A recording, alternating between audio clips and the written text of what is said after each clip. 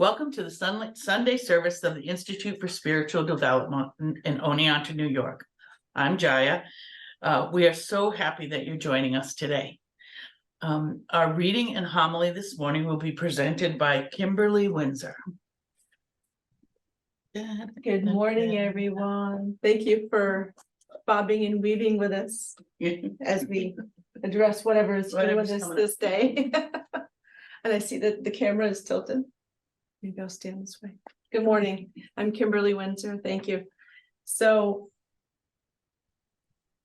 thank you, Jaya. Sure. Thank you. That was fun this morning. It was good to see everybody. One of the more unique experiences I've lived in these 50 years so far has been sharing a house with 4 Marines as the only woman. I learned many things, many of them useless, but I also taught a few things. Perhaps one of the most impactful to them could have been the night that I got sick of them being squeamish around female issues. And I gave them the challenge to follow through with their heart's desires and to put their money where their mouth was. As you all probably know, these young men spend an exorbitant amount of time thinking about one thing in particular: fornication. And yet they wanted no part of relating to what happens if such ventures were successful, or especially the processes to get them there. Babies, glorious babies, right? And all the messy repercussions, you know. But it's reality, for heaven's sakes, it's reality, right? So yes, I made them watch the Ricky Lake documentary on live birth. And indeed, it closed some gaps. It did. Gaps have always been a thing that bugged me. You see one side, you see the other side, and you see the wide space between the two where things get lost and misunderstandings happen and people get hurt sometimes. And for some of us, that seems like just such a waste. It seems like something that doesn't have to be.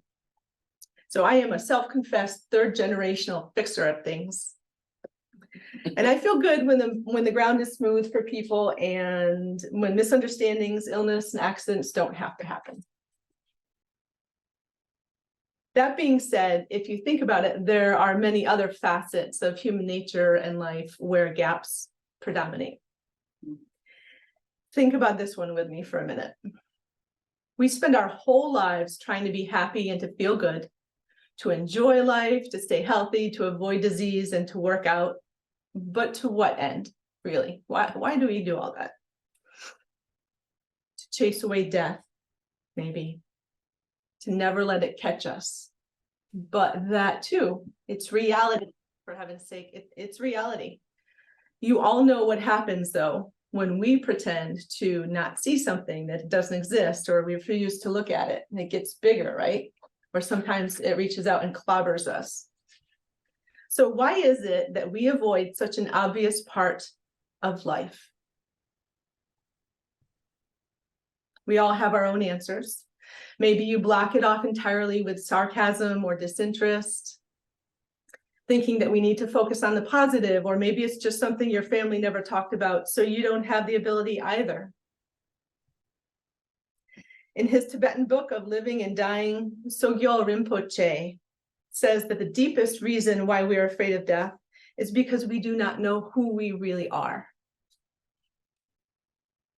We believe in and draw our own self-worth from an outer identity and set of conditions which over time will deteriorate and change.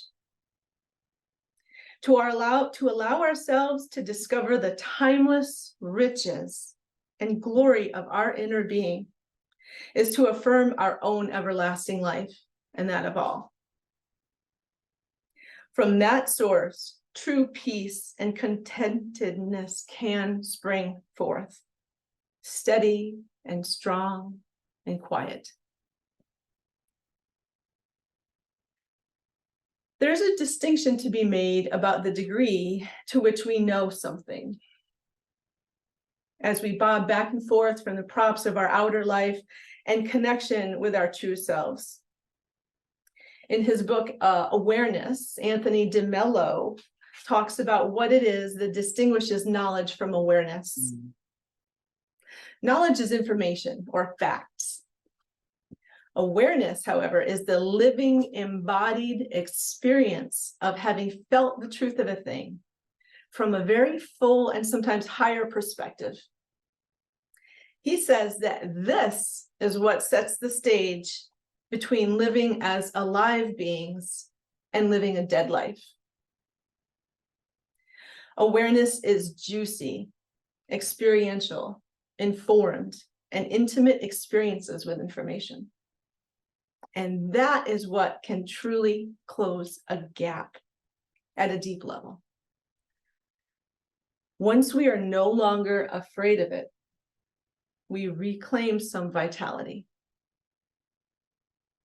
Even if we never change the outcome, less tension, more freedom. So let's go back to that inevitable reality that ties us all together as one in eventuality. We're all going to die one day. Without the need to wiggle away from it or to remember a loved one's death that might make us sad. Seriously. One day, each of us are going to collapse one final time and step out of the wasted container of our soul to embrace a bigger part of ourselves that has been sorely missed. We all die. As Abraham says, happy, healthy, happy, healthy, happy, healthy, dead. I love it when she refers to it as kicking the bucket or her playful ways. But this common experience binds us, and in many cultures it is embraced and very focused on while still alive. They've included it warmly as part of the basic human condition. Two that come to mind are Tibet and Jamaica. Maybe polar opposites at that. In Tibet, the ultimate proof of how you live is how you die. How you die. Those that rebel or fight, for example, manifest that in their style of passing, perhaps by an elongated battle, or if you are the type of person that doesn't like to go there or face truth, maybe you would just slip into the death experience without much consequences, without much consciousness. Very different. The Tibetans would have the equivalent of a heart attack at that. This is the pinnacle moment of their training, the ability to move between bardos or phases of life and to follow the training to the supremely elevated state gracefully, almost familiarly, intimately, a reemergence into bliss. I once read in a Sylvia Browne book, I think, that if people realized how much tension they held around the one thing that is guaranteed to bring them utter relief and reemergence into joy, that they would never stop laughing. So why do we fight it so much? What keeps us separate from it? What is it about the picture of vultures cleaning our bones or worms moving through our spent flesh that is so uncomfortable? After all, it's not ours anymore, that body. We're not home. As the Dead Sea Scrolls Gospel of Peace reminds us, one day our body will return to our earthly mother, but even also our ears and our eyes. But the holy stream of life, the holy stream of sound, and the holy stream of light, these were never born and can never die. I believe that there is great merit to be gained from meditating and practicing the death process and to using any of the traditions and practices available to release attachment to form. We begin to see how we are not that. Does that sound familiar? We are not that. A Buddhist principle. Consider the cells of our body, which are constantly in a state of flux with their own independent cycles and rhythms. And then there's our mind. Are we that? Don't we forget things and change our minds constantly? We get confused. It doesn't sound like we are that either. Sadhguru, a current YouTube sensation, shares a relevant Isha Kriya teaching that says, I am not this body. I am not this mind. A powerful tool towards liberation. In one of his online lectures, he points out that the only thing connecting our life to our mind and to our body is this breath. Take that away and the form collapses instantly. This is our reality, for heaven's sake. We are not this body. We are not just this mind. A favorite quote from my youth, I think, explains well how getting intimate and gushy with the inevitability of our own death can help to free us up. It is we conserve what we love. We love what we understand, and we understand what we are taught. Or in other words, what we develop mentally, what we practice. Anthony DeMello says, awareness releases reality to change us. Mm-hmm. Isn't it interesting that the thing that sets us apart from animals most, perhaps, is the existence of a mental body? It declares our humanness and fills us out. We know of our oncoming death. We're the only ones with this knowledge. So is it not so that to be fully human, we should apply this prowess towards the entirety of our human existence, including the inevitability of our own death? It's reality, for heaven's sake. Let's bucker up and dare to be a little more loose around something that we can all relate to if we choose. Trust that blessings are there waiting to be found. We have each other. We really do. There doesn't have to be a gap. In closing, I would like to point out that one of our ISD principles is knowing that there is life after the change called death. And I am inviting us to put our money where our mouth is and to spend some quality time making peace with this. Yes, that we're going to die, but more importantly, that things will be okay after.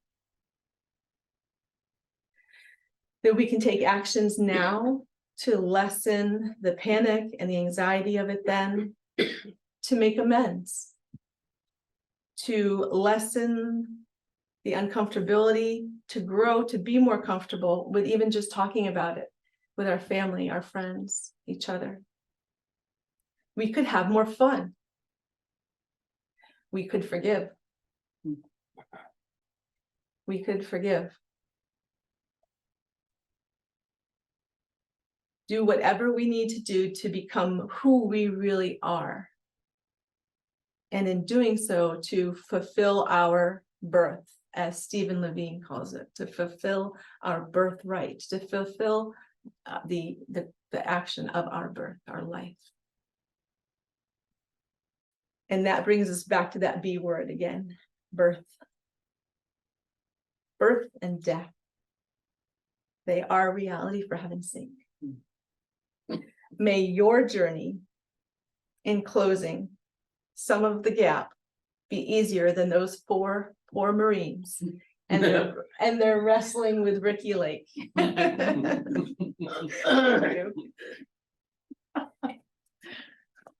Thank you, Kimberly. Yeah. Remember on October 15th, in Kimberly's Sanctity of the Vessel series, she is doing a class called Resolution of the Death Space.